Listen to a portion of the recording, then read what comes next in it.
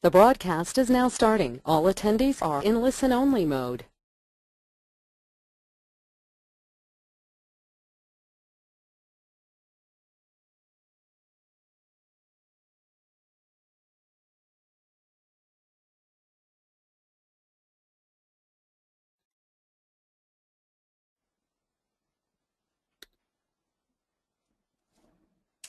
Welcome everyone, and thanks so much for joining us today.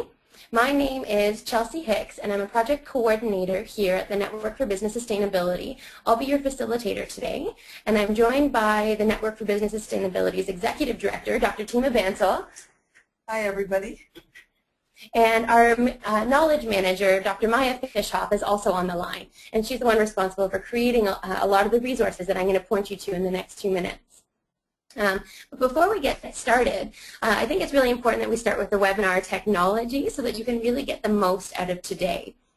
So as you probably know, today's webinar will be interactive. So you'll be asked to share your questions and comments, advice using audio. So we'll have 3 speakers who are going to seed the discussion. And after each speaker, there'll be about 2 to 3 minutes of question and answer period.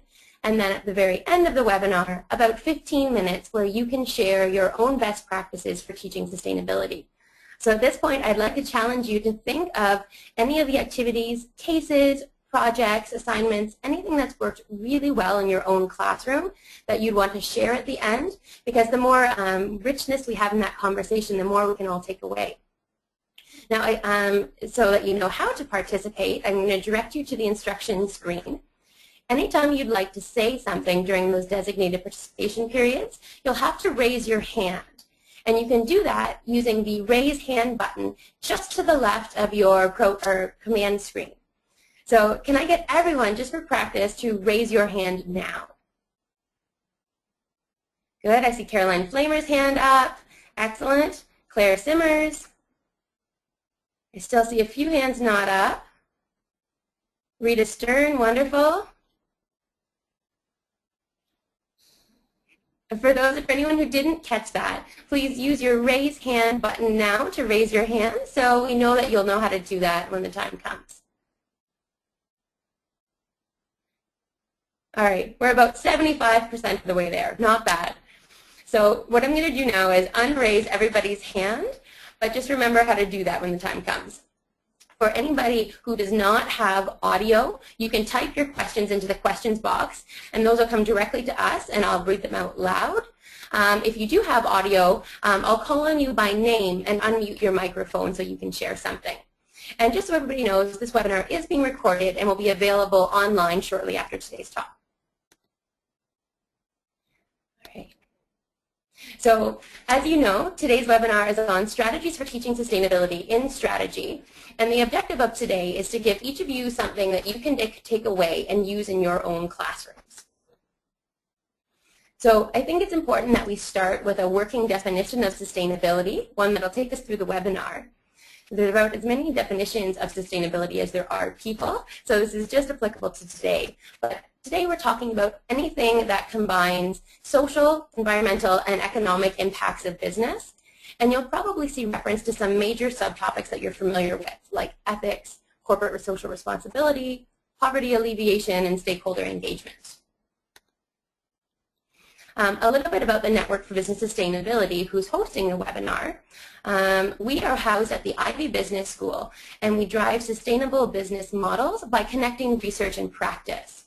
And so through taking managers' challenges and responding with research, we've created over 200 reports, documents, articles, all available free online, and they're all written in a way that's very student-friendly and very applicable in the classroom. So I would welcome you to take a look at what's there and see if it's applicable.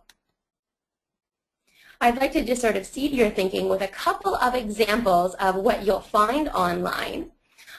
One of the types of content we publish are systematic reviews. These are really robust research projects, and one of them in particular is the Embedding Sustainability in Organizational Culture project. And you'll get the treat of hearing Dr. Mary-France Turcotte talk about how she's used this systematic review in the classroom today. If you're looking for something shorter, we also have one-page research insights, which are catchy summaries of research articles. And so a couple of examples that would be relevant in your strategy classroom would be for employee buy-in, supervisors trump the CEO, or maybe reward honesty and not performance of Chinese suppliers. If you're looking for something that's a bit more forward-thinking and might spark some debate, we also have a thought leader forum where we profile really high-profile academics and managers and get their thoughts on sustainability issues looking forward. And so a couple of relevant examples are buying furniture on iTunes, creative destruction in a world of local production, or our baboon moment, how business can create peace. If you're looking for more on these resources or others, check out www.nbs.net. As I mentioned, they're all available free online, and you can search the same content by topic, business function, or publication type. Probably most relevant to you would be for searching strategy materials under business function. Also on the NBS website, you can subscribe to our monthly newsletter, which will give you regular updates on all the new content coming out. And so without further ado, I'd like to introduce today's guest speakers. We've got 3 speakers who will be talking to you in this order. First we'll have Mike Valente, who's joining us from the Schulich School of Business at York University. We'll have Marie-France Turcotte joining us from the University of Quebec at Montreal, and Ted London from the Ross School of Business at the University of Michigan. And so with that, I'd like to introduce Mike Valente. It's a treat to have him joining us today because he's got really deep interest in sustainability in both his research and his teaching.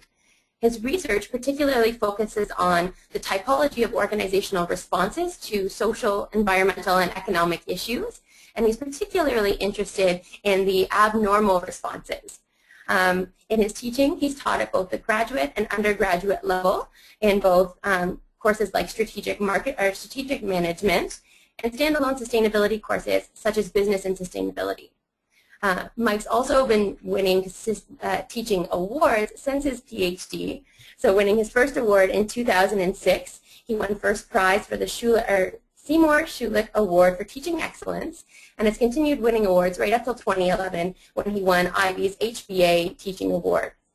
And with that, Mike, the floor is yours.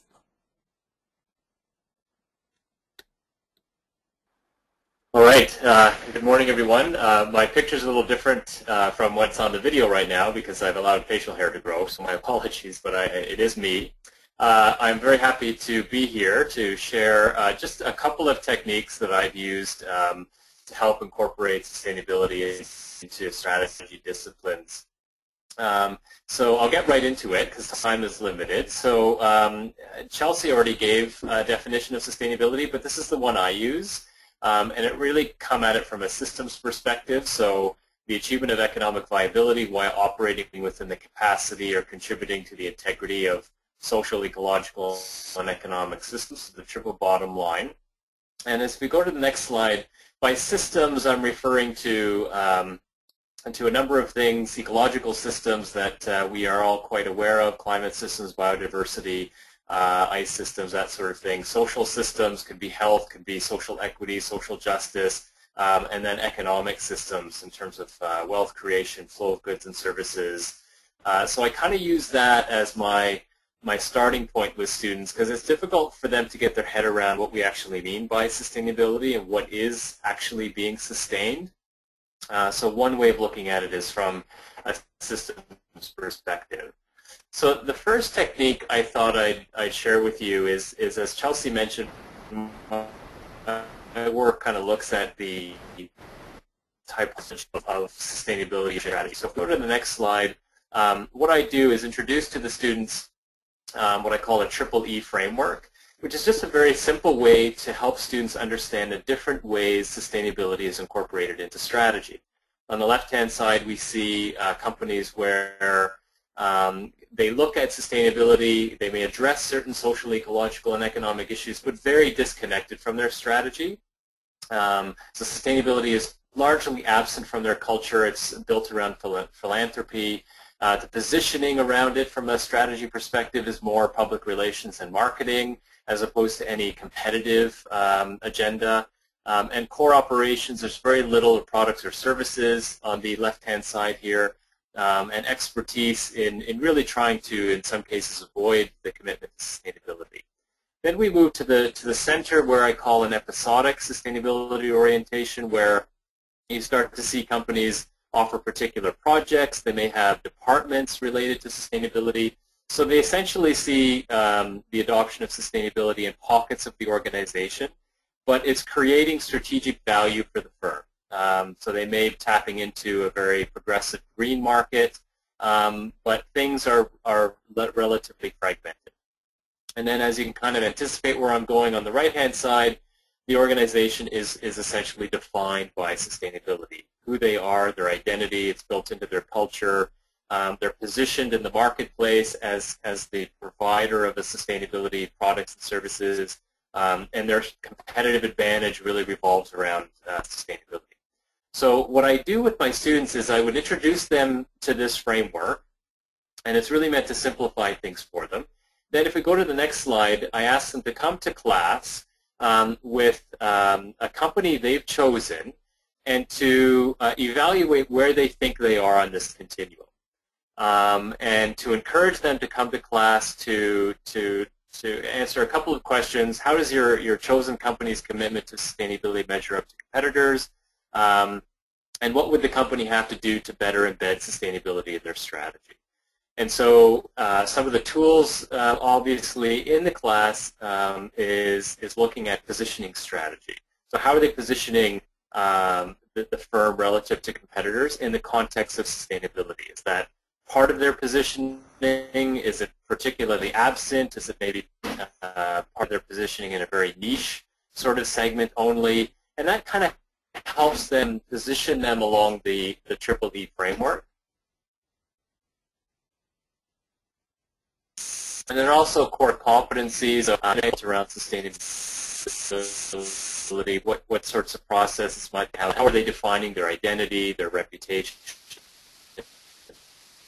that sort of thing. So this first just get a grasp on, companies adopt the sustainability in their strategy in very different ways that they can evaluate that, and you can do so as a class. The second technique I really borrow from Porter and Mark Kramer's work around expanding the value pool. So if we go to the next slide, there's a number of cases you could use to actually do this. So on the left-hand side, this should all look fairly familiar to us strategy teachers, where total value created is the difference between the willingness to pay of the consumer and the opportunity cost for the supplier to sell the product to the focal firm. And the firm's value that's captured is the difference between the price and the cost. So that's pretty straightforward. So using that strategy framework is a good way to evaluate how firms can create value using sustainability. So where Porter and Kramer come in is ultimately saying that from a sustainability or CSR perspective, the idea is to expand the value pool. So one of the cases I use in my last slide here is on Patagonia, which I think is a good illustration of how Patagonia tries to expand this value pool between the opportunity cost and the willingness to pay. And you can see this coming up with a lot of other companies like Interface, even PepsiCo is trying to do this, Cemex, a number of cases out there. So taking Patagonia, just to finish off here, they're really trying to expand the willingness to pay and the price, tapping into wealthy outdoors people, environmentalists, people who are demanding this authenticity. And then the difference between the price and the cost, clearly the high-quality innovative design that they put into their products, the environmental attributes of it command a higher price. And they also try to lower their costs, and expand the value pool for suppliers by working with them for environmental innovation. So this is just, I use the Patagonia case to help students connect sustainability with the idea of value creation. And what Patagonia is trying to do here is expand the value pool in a way that is leading to social, economic, and ecological outcomes, while still capturing a significant part of that value, which is really what strategy is about, without a pre value from other actors. So I'll leave it there. Those are just two techniques that I would use in a strategy class. Wonderful. Thanks very much, Mike. And for anyone who's maybe having any issues with the audio, I suspect it's just a one-off. Don't worry about it. It should get better as the webinar goes on. So at this point, I'd like to invite anybody who has questions for Mike on his assignments or the Patagonia case, please raise your hand now. We have about time for maybe 2 or 3 questions on Mike's Patagonia case or anything that he said today. As a reminder, as we wait, if you don't have audio, you can also send your questions directly to us.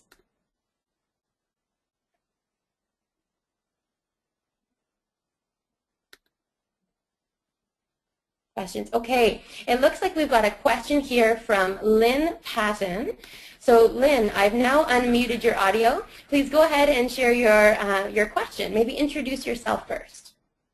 I apologize. That was a mistake. I thought I was putting my hand down. I've got the technology. Oh, okay. Issues. Okay, no problem. Then we'll jump to Claire Simmers, who's got a question. Claire, you are now unmuted. Okay, thank you very much. I appreciate that, Mike. It was very interesting. I'm a professor and chair of the management department at St. Joseph's University, and I recently taught a class online, Leading Sustainability for MBA students. Would this insert your, is it a completely standalone class, or is it part of some other course? Yeah, so I used this when I taught strategy. I would have by this point introduced the school work, so Mike, just so you know, you're really cutting out. Lee's competitive advantage. Internal lending. Oh, okay. Sorry, I don't know how I can improve that, but maybe I'll talk slower. But so to answer your question, it's after students have a grasp of the internal and external environment assessment, and when they have an idea of how to identify a company's strategy.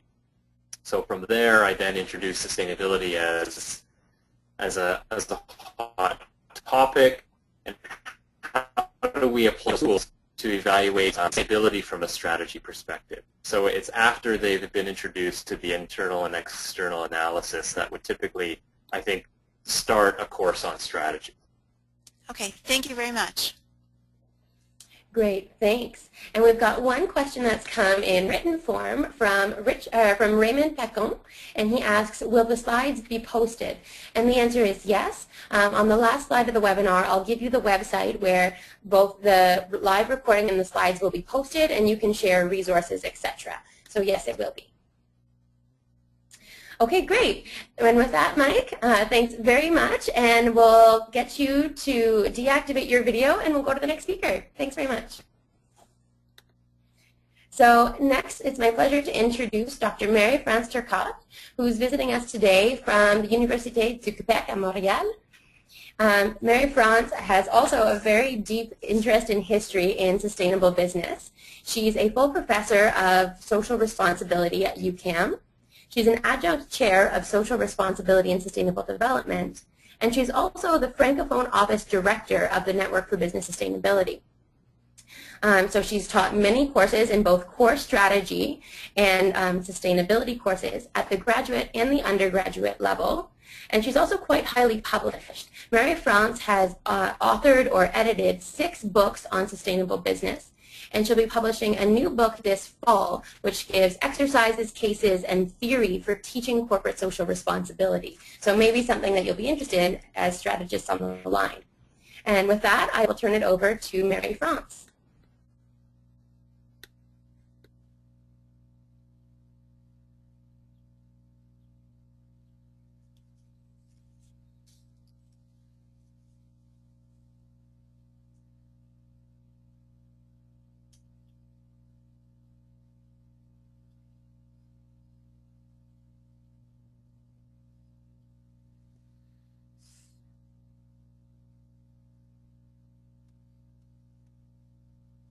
Marie-France, if you can hear me, you're still muted. Please activate your audio.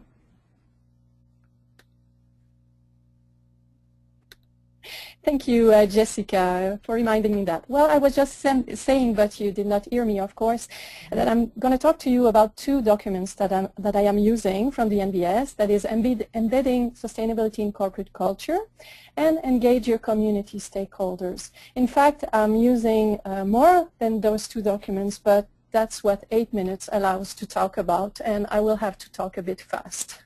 Next slide, please, Jessica. So you might know the document Embedding Sustainable Culture, and you might know what we call the culture wheel. So these are practices that have been identified by Stéphanie Bertel from Systematic Review that helps company implement sustainability into the organization. And this wheel is particularly interesting, I find, because it sends the message that you need both informal and formal practices, as well as practices that will help to innovate, but also practices that will help to institutionalize the practice. So in the north, the fulfillment part. Next slide, please. And it also sends the message that in your portfolio of action that you need to take to implement a sustainability strategy, you need to have a good mix of these different practices. Next slide, please. So with that, we've worked with an exercise that helps to recognize and learn about these practices, but also help to implement them and think, can I implement this in my organization? So it is based on a case study of Patagonia. So this is quite interesting that Mike also used the same case, and we didn't talk about it, but of course Patagonia is an innovating company about sustainability, and it has been, a lot has been written on that company. So we know about its culture, and we know about what it has done in terms of sustainability. So it's a good starting point with that. But then the idea will be to say, well, let's get inspired by Patagonia, but let's also be clear about what can be adopted and adapted and what cannot be. So it's an exercise serving that purpose. Next slide, please. So in fact, I have identified more than 25 practices that are put in place by Patagonia. So what you look in here, the first column are these practices. Here I present only 3, but there are more than that. And then I ask the students to make the correspondence with the culture wheel, so to what practices from the culture wheel can we associate with that specific practice or action or principle from Patagonia. Then the students have to say, well, in your organization or an organization of your choice, could it be implemented? Yes, no. And then what adaptation would it need? For instance, one is really funny, well, I think is funny, is that Patagonia have these so-called philosophy classes for managers. And of course, these philosophy classes are more or less strategic sessions where sustainability is also addressed. But if a student comes to me with an organization that is, let's say, an organization, an engineering firm, or maybe a trucking company, and they say, well, we're going to have a philosophy class, I'm thinking, well, I think there's going to be a need for adaptation, at least changing the name, because philosophy class won't be that trendy.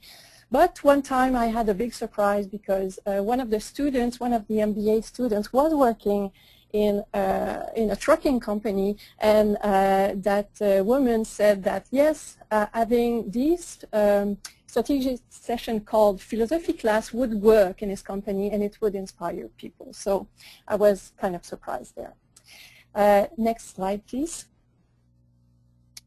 So my advice to you with that exercise, well, I think it's well suited to teach about implementing strategy, and I think it's important to get students involved through their own experience and through cases, so that allows that. And I think also it's important to remind them that practices from other organizations must be adapted to their specific context, so to their specific organizational culture. Next slide, please. So now let's talk about the guide, Engage Your Community Stakeholders. Next slide, please, Jessica. When I introduce the topic of stakeholder engagement, I first start with the classic model. So here is one, we see it everywhere. And then I just present the figure and I ask the students to point to the limits of such a model. And it's usually within a few minutes the students point to very important limits. For instance, the fact that there are no relationship in between the stakeholders that are represented in this figure, and that really is a problem if you want to have a proper assessment of what is going on in your environment. Next slide, please. So then after having done that, I present the guide. So the first part of the guide is about collecting information about specific stakeholders, meaning specific organization. Next slide, please. And then we also work with cases and with other classic models. Here you will recognize the Mitchell, Eagle, and Wood. And with these cases, we come to notice that it's a very dynamic process, and that identifying a stakeholder as having no power might be tricky because it might gain power through alliances and all that. And we're going to go to the next slide. So here in the guide we see questions that reflect, that attempts, I'm emphasizing that, to reflect on these dynamic relationship. And I also like to ask the students at this point why these specific questions are there, and to emphasize on the practical as well as the ethical reason why these questions might be of interest when analyzing which stakeholders should have priority. Next slide, please. Another element of the guide helps to identify the strategy that should be used for a particular stakeholders. And what I have noticed in my class is that the students tend to think that the latest strategy, the later strategy, so community integration, is more valuable than the others. So it's important to put that in perspective and to say that it is not necessarily the case. And next slide, please. And in the guide there is also practical examples and techniques that can be used, so that could be interesting to help students to prepare their own strategic plan of implementing a stakeholder strategy. And I think this is the last slide, or there's a last one. So my advice in using the guide, well, I think it's well suited for teaching the political dimensions of strategy, and it can be also good as a guide for an assignment. I use it sometime in classes specifically on corporate social responsibility as a term assignment, but in a strategy class it could be another kind of assignment. And if time allows, before presenting the guide, I would have the students discover the complexity of the relationships among the stakeholders. And I'm open to questions and comments. Great. Thanks so much, Mary-France. I think those are really tangible examples and a great explanation on how to apply them in the classroom. So at this point, if anybody has questions for Mary-France, now is the time. Please raise your hand using the raise hand button, or you're welcome to send your questions via the chat box. So I see that Isla Milne has her hand raised. So I've unmuted Isla. Go ahead and introduce yourself and your question.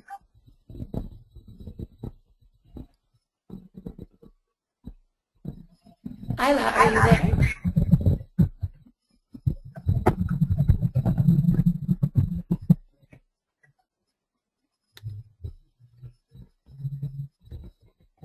Okay, I'm not hearing from Anna. So if anybody else has any questions, feel free to jump in. Oh, and we've got a question from Claire Singers. Claire, please go ahead. Thank you very much. I appreciate this component of the conversation, and I particularly liked being able to somehow quantify stakeholder priorities. We spent a great deal of time in my class talking about the measurement of value creation and how is that expressed in documents that you might see. So we looked at corporate social responsibility reports and trying to assess the salience of stakeholders based on some sort of keyword analysis. Do you have any experience, Marie-Franck, in terms of the outcome measurement in your class? I'm not sure I understand your suggestion about the keyword analysis. These measurements are more a way to integrate not only the classic models of stakeholder management, which were, as you might know, more based on risk management, political risk management, to integrate it with a recommendation, for instance, of ISO 26000 about considering your value chain, about considering stakeholders that may not have power. It also tried to integrate the fact that there might be a dynamic relationship between the stakeholders, and thus that a particular stakeholder might be the cause of a particular stakeholder might be taken over by more powerful stakeholders. So it is that's what of course there are numbers there, but that's the kind of measurement that is created, that is presented there. Right. Does that answer your question?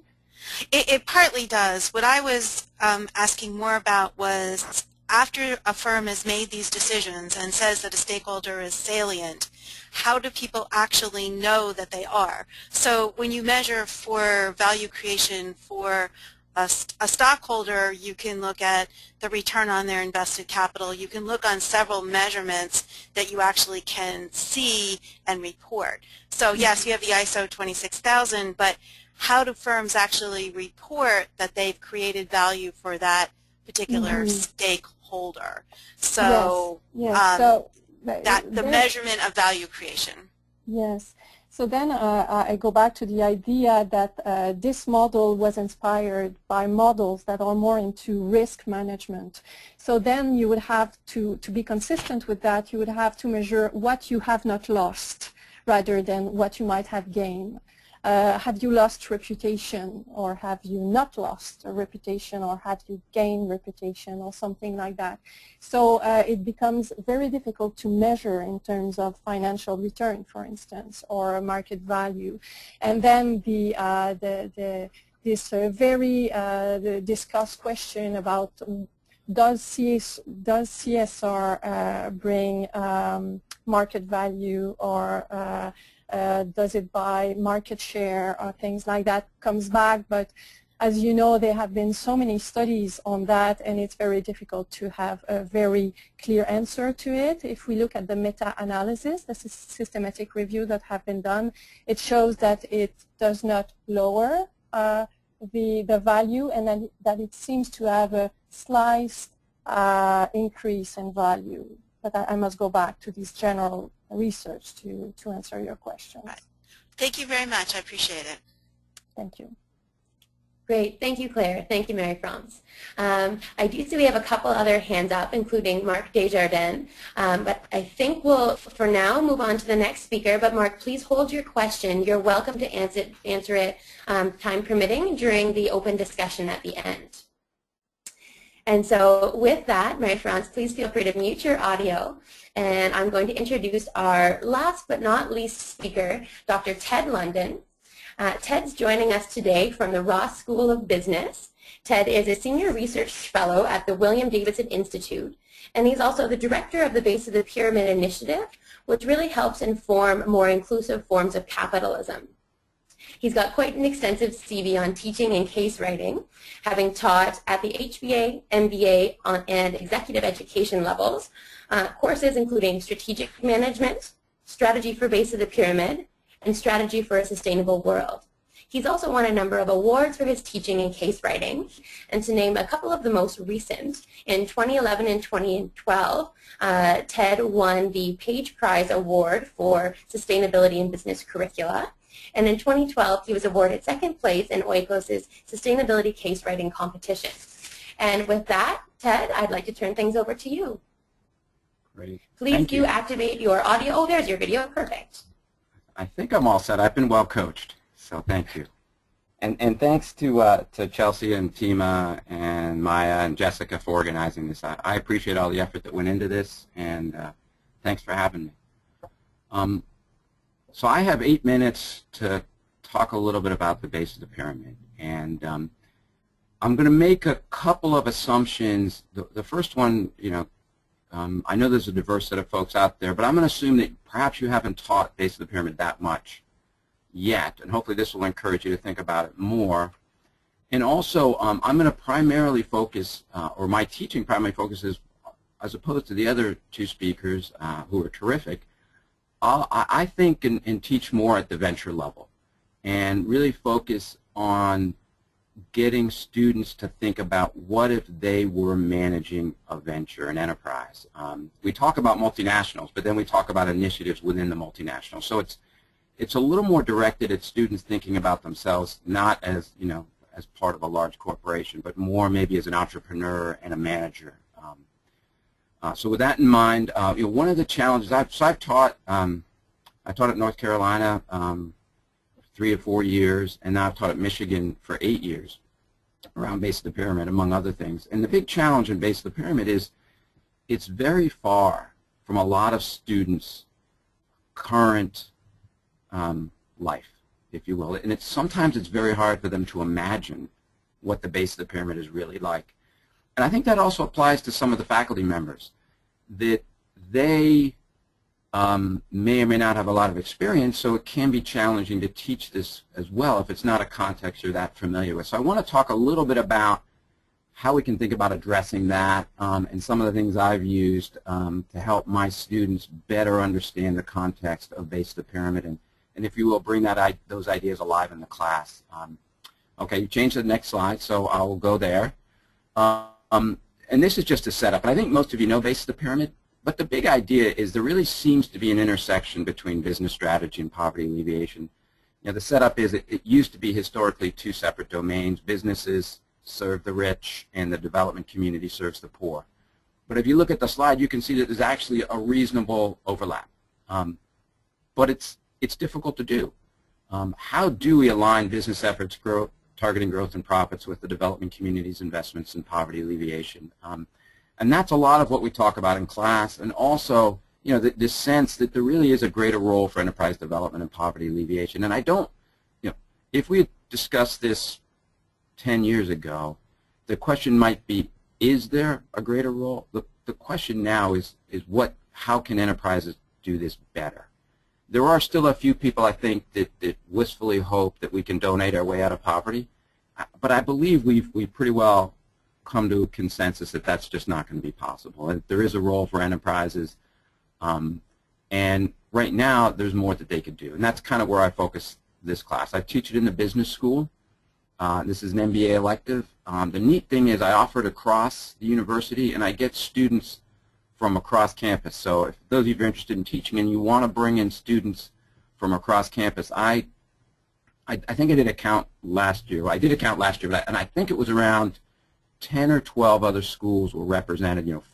Public policy, public health, pharmacy, kinesiology, engineering, law, education, social work, a variety of others. So it's really interesting because you can facilitate a very, very robust discussion with people bringing in different points of view.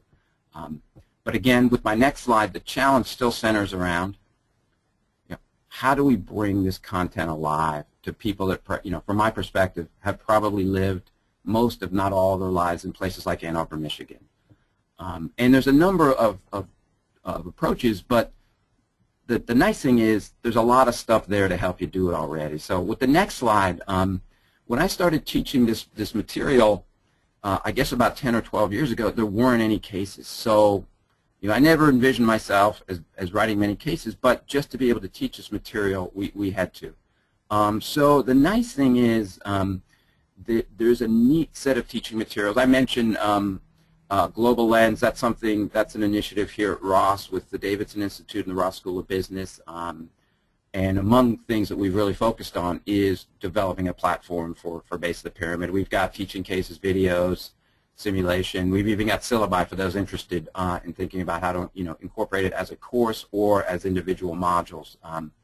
And as you can see, these have been adopted by quite a number of schools. So in some sense, you won't be a guinea pig in doing this. They're pretty well tested and they're good cases.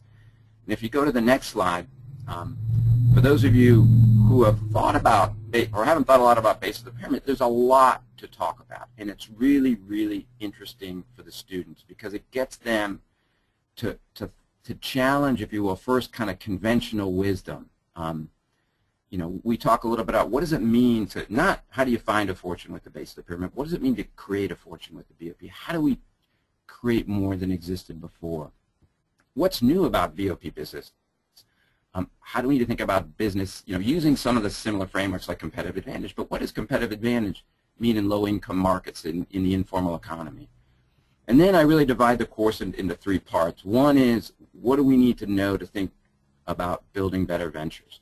So how do we manage internally? And this gets really interesting because this applies to a lot of other, if you will, social entrepreneurs or social entrepreneurs. How do you begin to set yourself up for success? And then as you go through the stages of designing, scaling, piloting, scaling, what do you need to think about that's particularly relevant in this context? We then talk about market creation. What does it really mean to build effective partnerships? What's the role of donors in this space?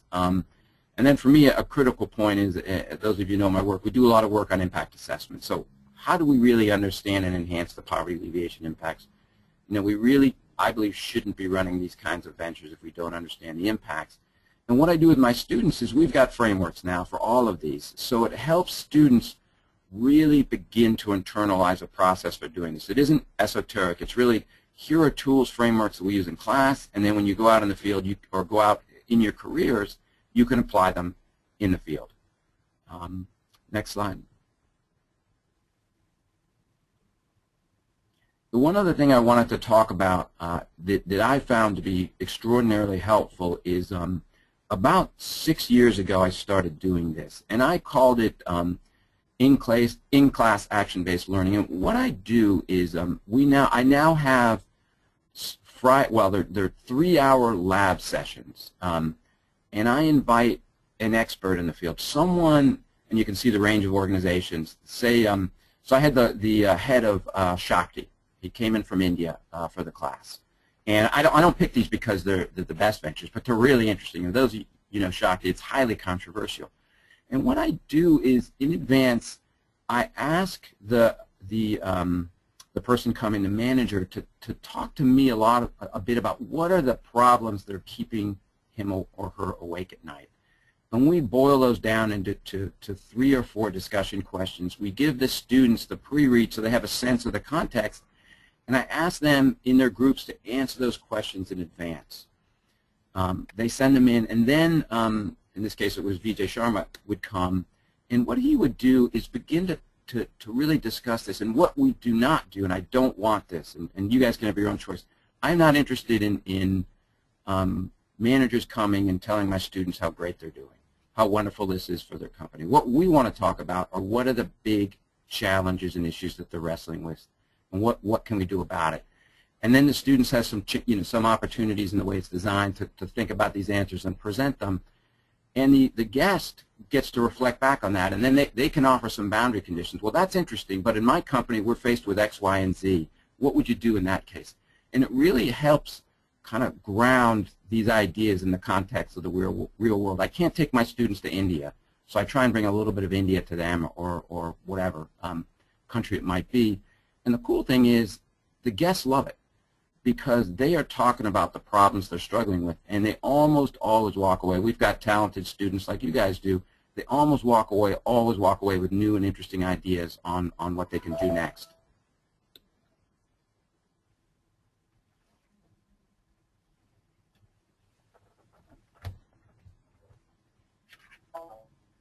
Are you guys still there? I've lost my connection. Yeah, we can hear you great, Ed. Okay. Hold on one second then. Sorry about that. Okay, and I'll go to the last slide. I think it's the last one. Well, I'm not actually, one slide here, next one. I'm not going to talk about it, but if we want to, we can come back to this and I can give you some reflections because we also send our students out into the field. And I know that's a question sometimes people have, and we can talk a little bit more about that if there's interest. And then the last slide I'll put up is for those faculty members, it's often, you know, if you want to teach it, you want to feel like you know the context. So I put this up, maybe it's a little bit of self-promotion, but, you know, we host events, other organizations host events, so if you're really interested in this topic and want to say, I need to know more about it before I teach it, there are pretty interesting conferences that bring some of these players to the U.S., and obviously if you're in Europe, to Europe and elsewhere, and that can be a great place to go to kind of hone your knowledge and build up your teaching skills and also really get to the cutting edge of what do we know and what is it that's really pushing the envelope of the domain. So I'll stop there and happy to answer any questions. Great. Thanks a lot, Ted, for that. And so at this point, if you have any questions for Ted, you're probably used to the routine, please do raise your hand.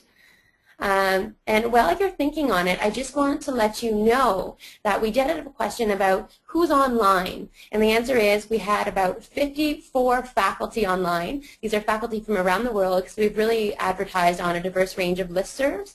And so while you can't see the names of your colleagues online, there's over 50 of you who are gathered here today to talk about teaching sustainability. And so at this point, any questions for Ted?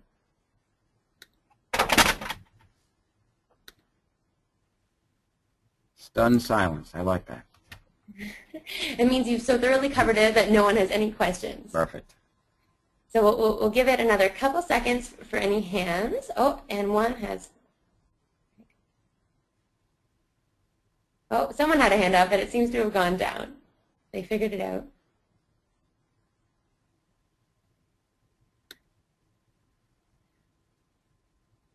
Okay. Oh, we've got a question from Mark Desjardins, which has come in written form. And it says, regarding the guest speaker you bring in, are the problems they identify all sustainability focused? Well, I mean, they're all BOP focused. So it's about how do you run a venture that's economically viable and truly alleviates poverty. We could debate sustainability, but this is really, you know, if you think about going back to, I don't necessarily always say my class is a sustainability class.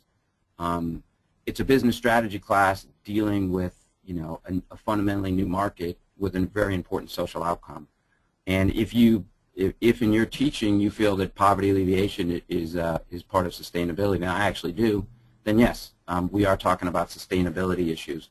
But part of that is thinking about how do you run a venture in a context that looks fundamentally different from what most people are familiar with. And that allows the class to have some really interesting applications to, if you will, students that aren't necessarily interested in sustainability, but they really want to challenge their thinking and their approach to strategy and put it to the test. So I don't necessarily just get, in the MBA students, our sustainability students. We get a pretty interesting variety of folks that, you know, they could be, you know, pure finance, but they really want to think about strategy in new contexts, and this puts them to the test. Great. Thanks a lot, Ted. And so I think we'll leave it there for questions for Ted. Thanks again. And at this point, we're going to have a little bit more open dialogue. So this is the time that if you have any of your own cases that have worked really well or other strategies you've used, please share. But while you think on that, there's been a few questions for other speakers that have come in. I'm just going to go to one while you generate some ideas that you want to share. This has come in from Isla Milne, and it was for either Marie-France or Mike Valente, who both spoke about Patagonia, maybe specifically Marie-France. Which case do you use to teach Patagonia? So Marie-France or Mike, if you want to activate your audio, you're welcome to respond. Well, actually, I do not use a case. Well, first of all, I teach in French, so the case I would use would be written in French. I mean, I mostly teach in French. So, but what I have done is, on the basis of a few cases, I've done a table presenting the main particularities in terms of strengths and weaknesses of Patagonia. So what is their organization structure, their culture, their business niche, and everything. So on a one-pager, you have the key elements of the culture and structure of and market of Patagonia. And then from a few cases, I've put on this list of more than 25 principles and management tools that are used by Patagonia. They are in no particular order. They are, some of them resemble each other, but they're not placed at the same place in the list. And it is on the base of this exercise that the students are working. So they are not reading a particular case of Patagonia, although I encourage them of looking at various documents on the web and all that, but on the base of these, this exercise that I prepared. And the case I use, I forget the exact title because I don't have my laptop with me, but it's the one that's talking about their return reuse initiative, which is really challenging the convention of strategy and typical business, because they're encouraging their consumers to use their products longer, to return them or to trade them rather than buy new ones. So the case largely revolves around that, and that's where the expanding the value creation pool comes in to justify that approach. So I can't remember the exact title, but it had to do with that strategy they've just come up with in the last couple of years. Is that a Harvard case, Mike? Yes, it is. Great. And actually, this is a great point, or a great time to mention that one of the things we'll also post online, and again, you'll get the website at the end of the webinar, we'll try and get links to a lot of the cases that are brought up by the speakers today, links to cases or resources. So when you refer to the website, there will be direct links that you can pull on. So thanks a lot for that. So at this point, maybe a question about cases. Does anybody on the line have specific cases that they recommend for teaching some aspect of sustainability? It can be related to what we've already discussed today, or maybe a completely different aspect of sustainability. But case recommendations?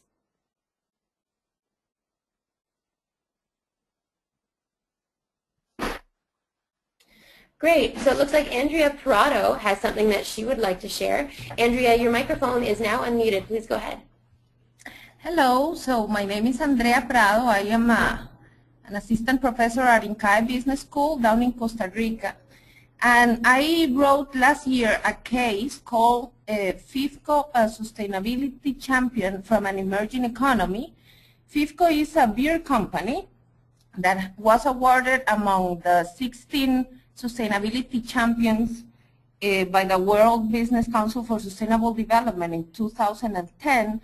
And the case works very well because one of the things that we do is we documented the process that they use to develop their corporate social responsibility strategy, which I believe sometimes we teach sustainability and what are the things that the companies have to implement or address, but sometimes they are missing, like the students are very curious of, okay, so what do I do first and how do I sell these to the employees, or how do I engage the board and everything, and I believe the case works very well for that. And also it's a case of a company in an emerging economy.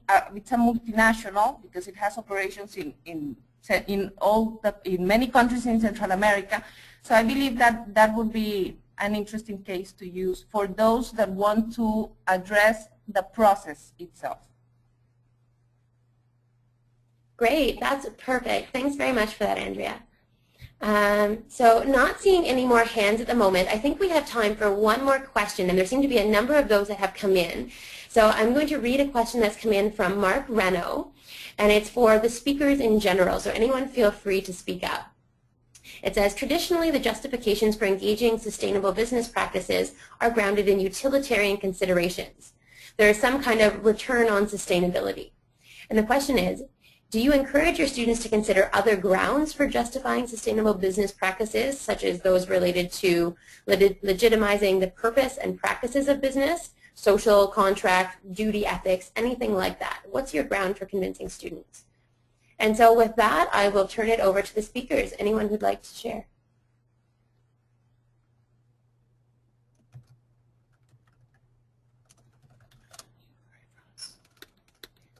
Speakers, you'll have to unmute yourselves if you do want to share something.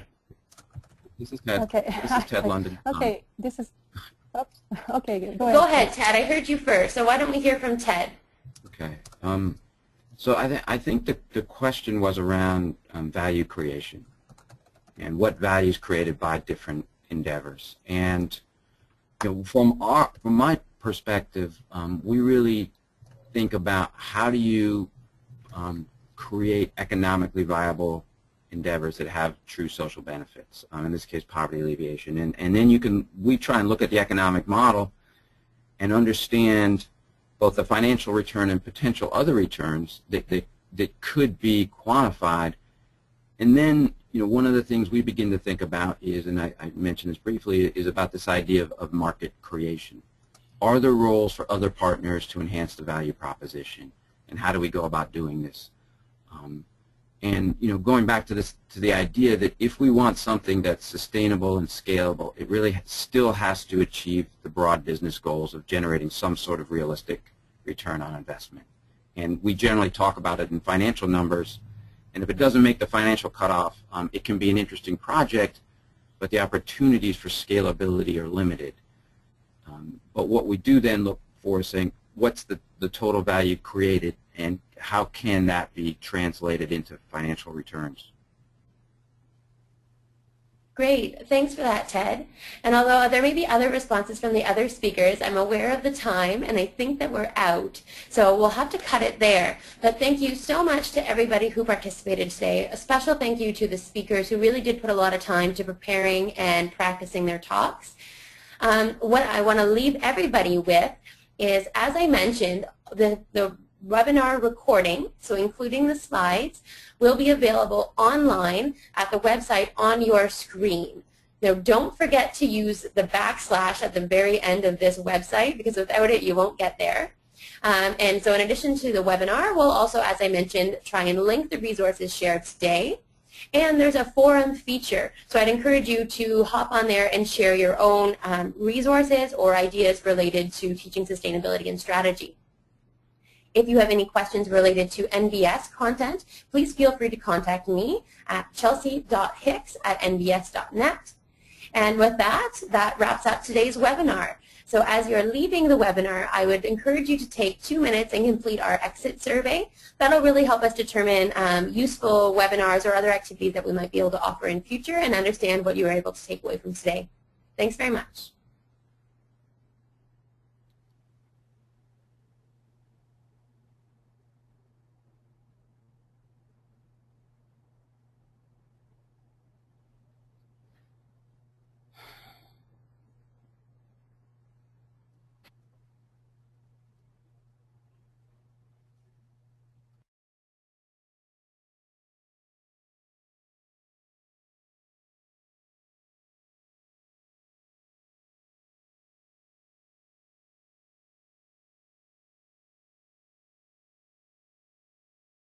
The